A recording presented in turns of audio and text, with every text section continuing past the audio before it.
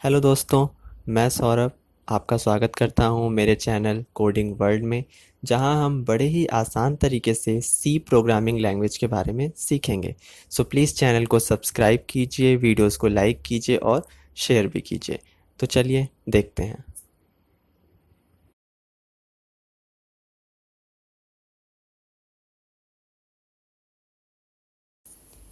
Hello friends, तो आज हम अपने ऑपरेटर से रिलेटेड तीसरा पार्ट पढ़ेंगे। जैसा कि हमने दो पार्ट्स में अपने 5 ऑपरेटर्स को पहले ही कवर कर लिया है, तो आज हम सबसे पहले पढ़ेंगे कंडीशनल ऑपरेटर के बारे में। तो आइए देखते हैं।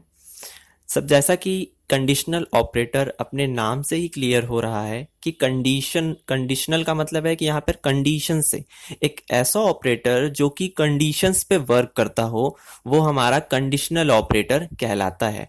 और यह एक टर्नरी ऑपरेटर है। जैसा कि हमने पिछले वीडियोस में आपको बताया था कि बाइनरी, यूनरी और टर्नरी, ये 3 प्रकार के ऑपरेटर्स आपको देखने को मिलेंगे।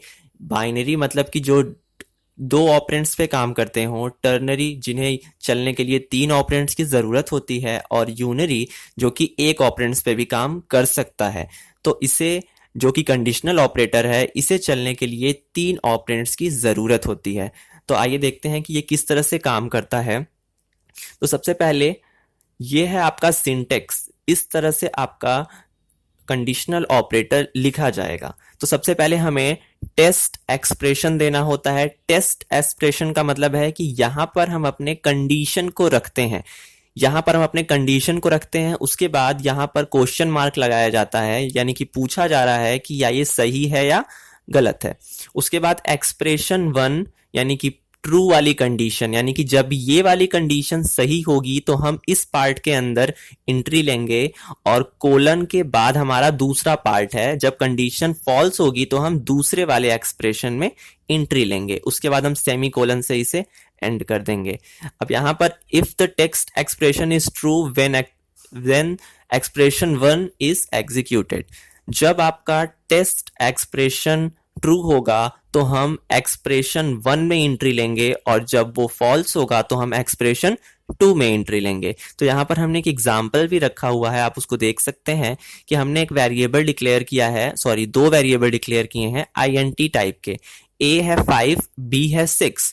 तो कंडीशन क्या हमने रखी है कि A ग्रेटर देन B, यानी कि क्या ये कंडीशन ट्रू है कि फॉल्स। तो A में है 5 और B में है 6, तो कंडीशन हो गई हमारी फॉल्स, क्योंकि 5 बड़ा नहीं है 6 से।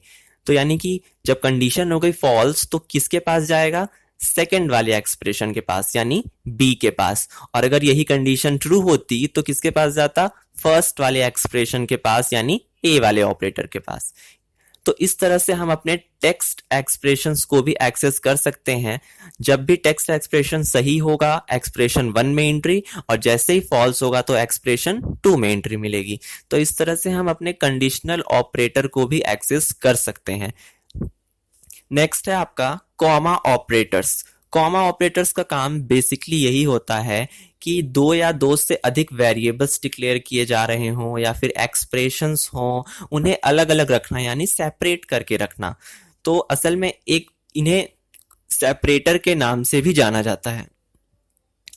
अब जैसे कि यहां पर हमने 2 से अधिक एक्सप्रेशंस रखे हैं, जैसे कि एक असाइनमेंट का काम कर रहा है, दूसरा भी असाइनमेंट का काम है, और तीसरा जोड़ने का काम कर रहा है। तो इस तरह से जब हम इन्हें सेपरेट रखना चाहते हैं तो यहां पर हम कॉमा का यूज करते हैं, जो कि a is equal to 5 comma, यानी कि ये इनसे सेपरेट है। और उसके बाद नेक्स्ट यहाँ पे हमने असाइनमेंट का काम किया, b इक्वल टू 10, फिर कॉमा a प्लस b, और हम उसे जोड़ने की बात कर रहे हैं। तो सबसे पहले ये लेफ्ट टू राइट परफॉर्म करेगा। तो पहले a के पास आएगा, a नाम के वेरिएबल को 5 असाइन किया जाएगा, फिर b के पास आएगा, b नाम के वेरिएबल को 10 असाइन किया जाएगा, और उसके बाद a प्लस b को जोड़ दिया जाएगा, और फिर जो इसका आंसर होगा वो आपको दे दिया जाएगा। तो सिंपल लैंग्वेज में अगर देखा जाए तो जो कॉमा ऑपरेटर है वो एक्सप्रेशंस को, वेरिएबल्स को, काफी चीजों को सेपरेट रखने का काम करता है, मतलब वो अलग अलग रहें, एक साथ जुड़ न जाएं। इसलिए वहां पर हम कॉमा ऑपरेटर्स का यूज करते हैं। तो ये था आपका 7वां ऑपरेटर। अब देखते हैं नेक्स्ट। नेक्स्ट है आपका size of operator. Size of operator का काम ये होता है कि किसी भी वेरिएबल, कांस्टेंट वैल्यूज या फिर डेटा टाइप की साइज बताना, कि असल में जो वेरिएबल आपने डिक्लेयर किया है या जो वैल्यू आप इंटर कर रहे हैं या जो डेटा टाइप है वो आपके मेमोरी के अंदर कितनी साइज कंज्यूम कर रहा है। जैसे कि आपने एक वेरिएबल बनाया, उसमें डेटा आपने रख दी, तो अब आप ये देखना चाहते हैं कि जो वेरिएबल है उस वो कितना साइज ले रहा है हमारे मेमोरी के अंदर। तो वहां पर हम साइज ऑफ ऑपरेटर की सहायता से ये काम कर सकते हैं। तो साइज ऑफ ऑपरेटर भी एक टर्नरी ऑपरेटर है, सॉरी, साइज ऑफ ऑपरेटर एक यूनरी ऑपरेटर है। यूनरी मतलब कि ये एक ऑपरेंड्स पे काम करता है और ये आपको किसी भी वेरिएबल, कांस्टेंट या किसी भी डेटा टाइप की साइज रिटर्न करेगा बाइट्स में। तो आइए हम इसका एग्जाम्पल देख लेते हैं। ये हमारा सबसे पहले हेडर फाइल हमने इंक्लूड कर लिया, उसके बाद void main एक ऐसा फंक्शन जो कि एम्प्टी है, यानी कुछ रिटर्न नहीं करेगा। उसके बाद यहाँ पर हमने int टाइप का एक वेरिएबल बनाया है a। तो अब यहाँ पर हम देख सकते हैं printf डबल कोट्स के अंदर साइज ऑफ int, यानी कि ये है हमारा मैसेज जो हम प्रिंट करना चाहते हैं, और %d यानी %d के प्लेस पर एक वैल्यू प्रिंट होगी। तो साइज ऑफ ऑपरेटर यहाँ पर आप देख सकते हैं लगाया गया है। तो ये हमारा है साइज ऑफ int का मतलब है कि साइज ऑफ ऑपरेटर अब इस int डेटा टाइप का साइज बताने वाला है, और जब वो साइज बताएगा तो उसकी साइज क्या है, 32 बिट ऑपरेटिंग सिस्टम के हिसाब से वो वेरी भी करता है, आपके ऑपरेटिंग सिस्टम के अनुसार वो कम ज्यादा भी हो सकता है। तो इस तरह से ये हमने एक डेटा टाइप की साइज देखी कि एक int की साइज कितनी होती है, 2 बाइट्स। तो आपको यहाँ पे 2 दिखाया गया। नेक्स्ट है printf साइज ऑफ फ्लोट, मतलब हम फ्लोट की साइज देखना चाहते हैं। तो %d यहाँ पर इसलिए लगा है क्योंकि हमें साइज जो मिलेगी वो पॉइंट्स में नहीं होगी, वो एक एक्चुअल इंटीजर नंबर यानी डेसिमल नंबर में होगी। तो यहां पर हमारा जो फ्लोट है, तो फ्लोट की साइज बताई जा रही है। तो फ्लोट की साइज क्या होती है, 4 बाइट्स। तो यहां पर हमें क्या मिलेगा, आंसर में 4 रिटर्न किया जाएगा। नेक्स्ट है हमारा printf साइज ऑफ कैर। तो यहां पर भी हम साइज देखना चाहते हैं, इसलिए हमने यहां पर %d लगाया हुआ है। अब उसके बाद साइज ऑफ कैर, यानी कि जो कैर हमारा वेरिएबल है, सॉरी डेटा टाइप है, डेटा टाइप की साइज कितनी है, 1 बाइट। तो यहां पर %d की जगह पर क्या प्रिंट होगा, 1 प्रिंट होगा। नेक्स्ट एंड लास्ट आपका printf size of variable a। Variable को शॉर्ट फॉर्म में लिखा गया है, यानी कि जो वेरिएबल a है उसकी साइज क्या है। तो यहाँ पे हमने साइज ऑफ ऑपरेटर के अंदर वेरिएबल a रख दिया।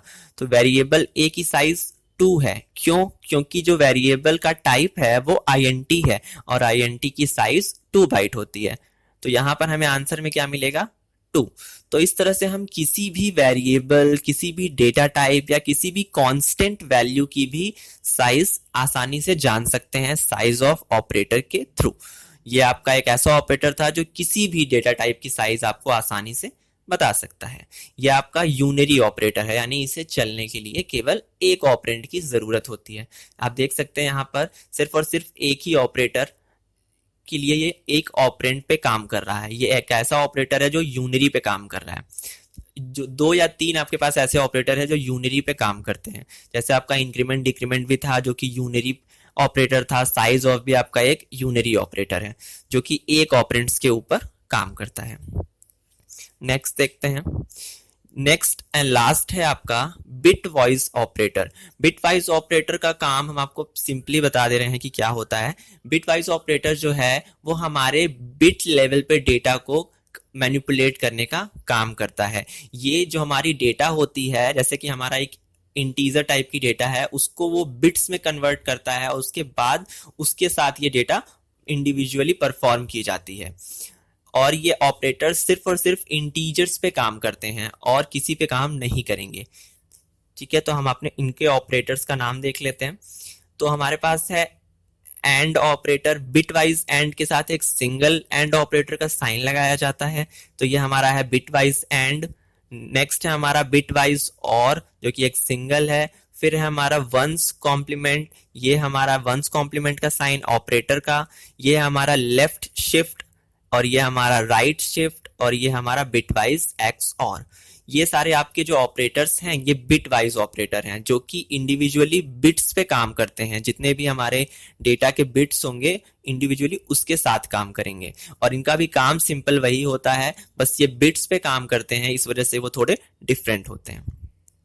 तो आज की वीडियो में हम बस इतना ही पढ़ेंगे। यहाँ पर आपका ऑपरेटर होता है खत्म। अब हम नेक्स्ट वीडियोस में अपने प्रोग्राम्स पे चलेंगे और देखेंगे कि आप किस तरीके से प्रोग्राम्स क्रिएट कर सकते हैं। तो आई होप आपको समझ में आ गया होगा, और अगर आपको समझ में नहीं आया है तो आप कमेंट कर सकते हैं या फिर हमें मेल कर सकते हैं।